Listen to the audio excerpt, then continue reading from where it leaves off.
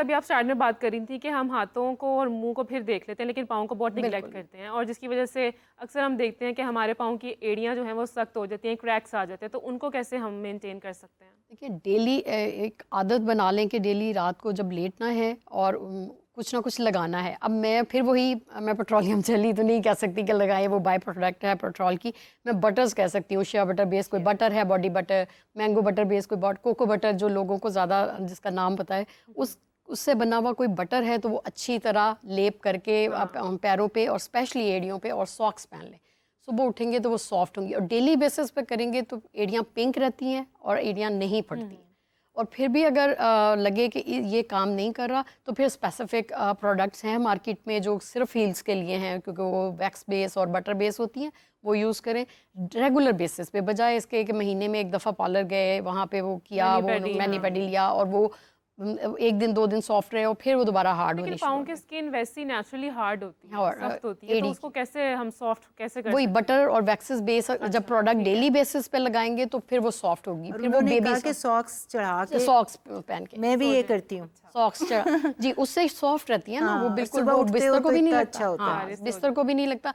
और अगर ठीक है कुछ लोग नहीं बेयर कर सकते, गर्मी लगती है, तो आप 1-2 घंटे के बाद उतार दें, उतनी देर में अब्जॉर्ब हो गया स्किन में और बाकी जो एक्स्ट्रा था वो उसको लग गया, सॉक्स को लग गया। अब आपका बिस्तर भी खराब नहीं होगा और एब्जॉर्ब भी हो गया। अच्छा, डेली गर्मियों बेसिस में हम वैसे भी देखते हैं कि स्किन यूजुअली टैन हो जाती है, ओपन जूते पहनने से पाँव भी टैन हो जाते हैं, हाथ भी टैन हो जाते हैं, समटाइम फेस भी हो जाता है, तो टैनिंग कैसे दूर की जा सकती है? देखिए, विटामिन सी सबसे बेहतर एजेंट है टैनिंग ख़त्म करने के लिए, और सिक्योर तरीन है। पाकिस्तान में easily vitamin C based product भी मिल जाती हैं।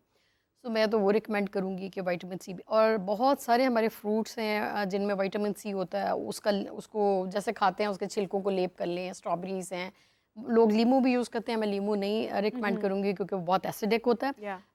लेकिन ये कि जो जो फ्रूट आप पढ़ते हैं कि इसमें विटामिन सी है, उसको स्क्रब कर लें, उसका छिलके को, उसके पील को स्क्रब कर लें।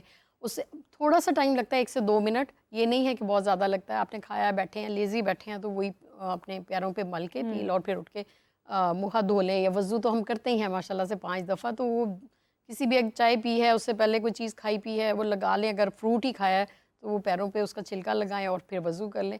तो बहुत मुश्किल नहीं है, सिर्फ हम सोचते ये हैं कि बहुत मुश्किल है, ये मैनेजेबल नहीं है। बहुत इजीली मैनेज हो जाता है। आपके बेड साइड पे आपकी फुट केयर पड़ी हो, आप रात को लगाएं, वहीं से सॉक्स पहने और वहीं सो जाएं, सो तो जाएं। बस थोड़ी सी मेहनत है जो कि करनी है, बाकी खुद ही खूबसूरती इन्होंने शुरू में एक बड़ी खूबसूरत बात की थी, मुझे इतनी, मैं बिल्कुल ऐसे ही करती हूँ। मेरा अगर मॉइस्चराइज़र है ना, तो जिस कमरे में मैं जाती हूँ ना, एक्सेसिबिलिटी, वरना याद नहीं रहता ना काम के दौरान, पढ़ते हुए, काम करते हुए, किचन जाते हुए। मैंने भी हर जगह एक एक चीज़ रखी हुई है, हर बाथरूम में, चलते फिरते जहाँ मुझे याद आया, जैसा आपको कन्वीनियंट है। एक और चीज़ जो है, जार्स होते हैं, कुछ लोगों को, मेरे जैसे लेज़ी लोगों को जार खोलना लगाना बड़ा मुश्किल लगता है।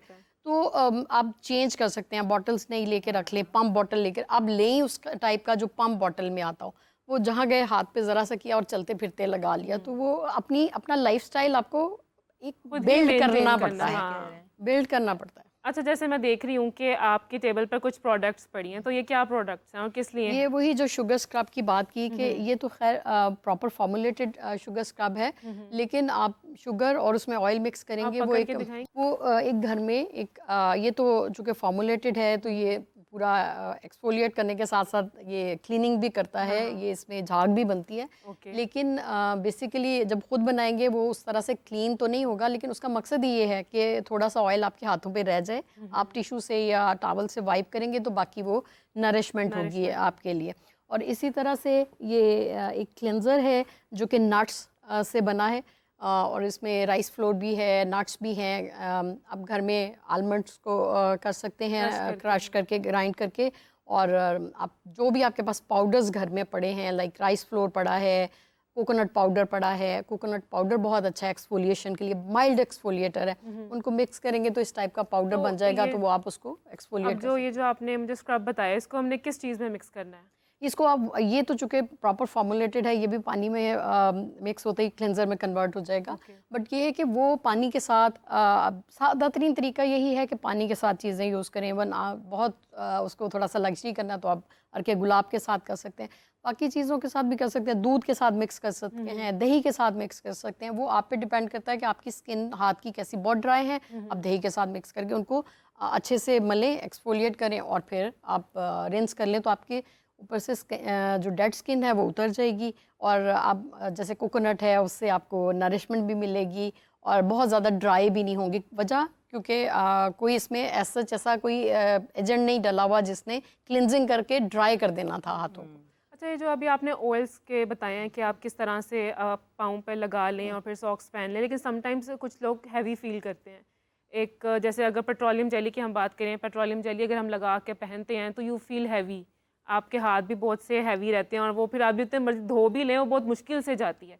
तो उसका क्या फिर है हल? देखिए, पैरों की स्किन स्पेशली ऐसी है कि उसको हैवी नरिशमेंट ही चाहिए। जो मैं बटर्स बता रही हूँ कि शिया बटर बेस्ड प्रोडक्ट ले लें या कोको बटर बेस्ड ले लें या मैंगो बटर या वटएवर, जो भी कोई बटर बेस्ड, अब जैसे खाने में बटर होता है ऐसे ही फ्रूट्स के बटर्स हैं, ठीक है।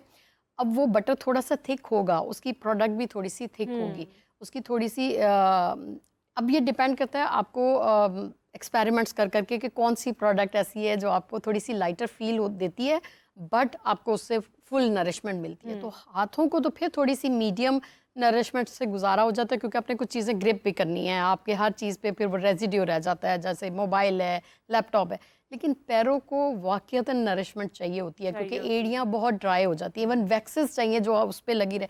आपने पुराने ज़माने में सुना होगा वो जी, एड़ियाँ फट गई हैं तो मोमबत्ती पिघला के लगाते थे। क्या था, नहीं पता था उनको कि मोमबत्ती, वैक्स आमतौर पे अवेलेबल नहीं होती थी, ठीक है। तो वो क्या था, वैक्स थी, सोए वैक्स, वो उसको पिघलाते थे, वो आपके उस पर लगा देते थे, वो एक लेयर क्रिएट कर देती थी, तो मज़ीद डैमेज नहीं होता था।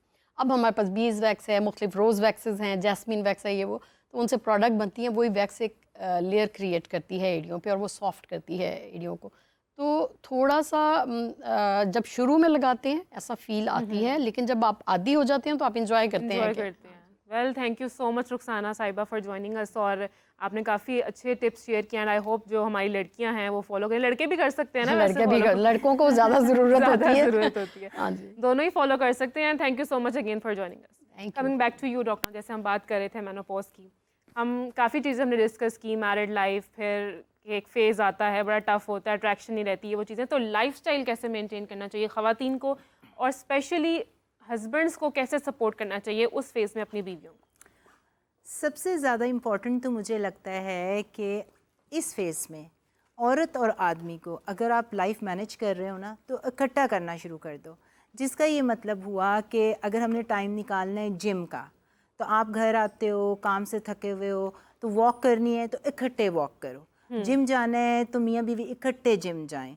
और जो चीज़ आप 30s एंड 40s में करते हैं, that will be a deciding factor कि आपका 60 साल के बाद उम्र कैसे गुजरेगी, आपके मसल्स कितने प्रिजर्व्ड होंगे, आप किसी व्हील चेयर पर नहीं बैठोगे, आपका जो है, आप जो भी चीज़ आप 30-40 में करोगे, क्या कर सकते हो 30-40 में? लाइफस्टाइल में सबसे पहले एक्सरसाइज आ जाता है। एक्सरसाइज में खाली दौड़ना भागना, कार्डियोवैस्कुलर नहीं, वेट।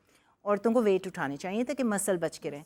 फिर आपने स्लीप अच्छी करनी है। हम रात को टाइम पे सोएं, दिन को हम ऐसे जानवर नहीं बने हुए जो रात के जागने, और उल्लू नहीं बने हुए हैं। वैसे तो आजकल सारे हम बने हुए हैं रातों को जागते हैं, दिन में हम भूल जाते हैं कि अल्लाह मियां ने जो दिन रात बनाया है, इसे कहते हैं सर्कैडियन रिदम। और औरत के लिए और बंदों के लिए, अगर आप चाहते हैं कि आपकी लाइफ एक्सपेक्टेंसी ज़्यादा हो, आपकी ज़िंदगी के अंदर स्ट्रेस कम हो, तो आपको दिन रात को करना पड़ेगा जिसके मुताबिक आप उठें जागें, ताकि आपके एड्रिनल ग्लैंड, आपके ओवरीज, आपके जितने भी हार्मोन्स हैं सारे सेट हो सकें। उसके बाद स्ट्रेस आपने ज़िंदगी से ख़त्म करना है। अब उसके सप्लीमेंट्स भी आते हैं, हर्बल सप्लीमेंट जिस तरह अश्वगंधा वगैरह आते हैं। उसके साथ आपका जो self awareness, breathing exercise, yoga, जितना और जो आप एक्सरसाइज करें तो इससे भी स्ट्रेस कम होता है। उसके बाद सप्लीमेंट्स आ जाते हैं। Supplements absolutely needed. एक तो होता है ना, हम ये वाला लाइफस्टाइल गुजारते हैं, हम कहते हैं जी खुराक से हम चीज़ें हासिल कर लेंगे, बिल्कुल गलत बात है। हमारी जो खुराक है वो प्रोसेस्ड है।